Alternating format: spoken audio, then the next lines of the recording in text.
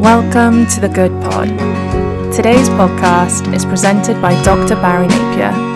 If you'd like more information, please visit our website, christiandoctrine.com. Let's take a short lesson from Deuteronomy.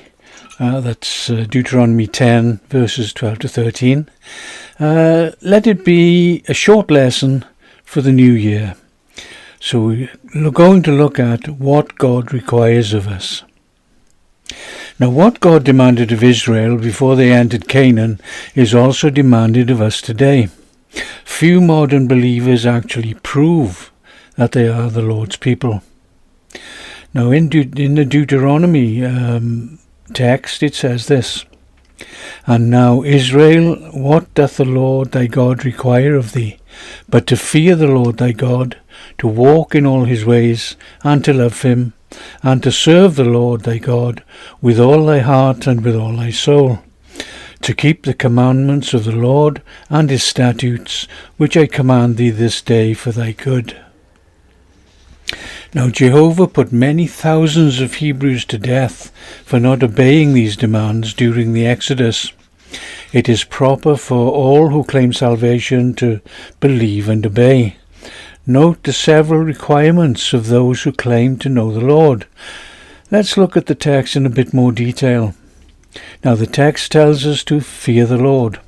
It seems we must repeat what this truly means in times when Christians are taught that fearing the Lord simply means to respect or to love him. Not so. To respect and love him is but a part of our total commitment to him. It means much more than that, and it is required of thee. It is not an option nor a request, but a direct command to obey. Fear the Lord thy God, Yahweh, is to be literally afraid because of what the Lord can do to those who disobey. This fear includes reverence, but does not solely mean to revere. If you know of the deeds God has performed, you would not hesitate to fear him. It is a fear that comes before we obey and is always in the background, no matter how much we say we love him. He is the Lord thy God, the Jehovah, that is the self-existing one, the one true God. He is also our Elohim, the great and mighty judge. He is not our mate or our dad.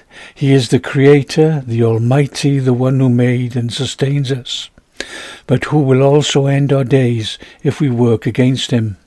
So yes, we are to fear him if we do not obey. We must also walk in his ways. The next phrase, to walk in all his ways, is the result of fearing him. We are to walk, yalak, or follow by copying his holiness. There is nothing empty about this. It must be a part of us, a daily communion with him through our actions, always present and active and not needing prompting. Are you holy only now and then? Or do you wake up holy, be holy, go to bed holy, and even develop holiness in your dreams?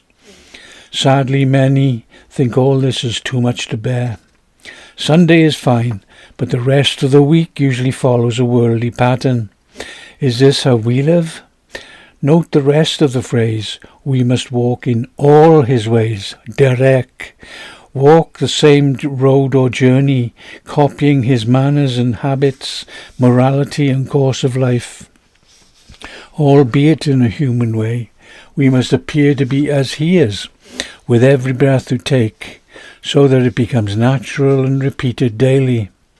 The root of darak, is more forceful, for it suggests much effort, marching, treading a press, bending a bow. There are no backseat drivers, no couch potatoes in God's view of our demanded way of life. He expects us to be dynamic, strong, powerful in witness and holy. He allows for no excuses 24/7. We must also love him. I'm not sure if Moses' words here are meant to be progressive, but this is how they appear. Fearing God leads us to mimic his ways, making them our own. And then we can truly love him. Ahab. There are several possible meanings for this, but in context it means to love God, symbolized by being righteous. Mainly it means to see God as our friend. That is, we do not sin and remain unrepentant, and so to treat him with great affection. This is not a fake love, nor is it only applied now and then. It is our constant attitude towards him. I ask you, is it constant in our lives? We must serve God with all our heart and soul. If we love our husband, wife or child, we will do everything we can to show them that love and care. We will do whatever it takes to show them our devotion. This is what God requires of us. He says, serve the Lord thy God with all thy heart and all thy soul. That is, everything, our emotions, thoughts, will, desires, conform to everything he demands of us. Our soul, that is the mind and character, etc., will lovingly follow whatever he wants for us, no matter what the circumstances may be. A child will jump off a wall into his father's arms without fear because he trusts him. The child does not consider it might be dangerous or ill-framed. His father is right there to catch him. Is that how we view our life? If we truly love God and believe in him, we will know that whatever happens is in his will, and his will is always to do us good, even if we suffer along the way. Do we believe this? Is this how we live? And then we come to another phrase. Keep the commandments. Not just the Decalogue, but everything God tells us. It is for thy good, Taub. That is, everything in our lives is for our good.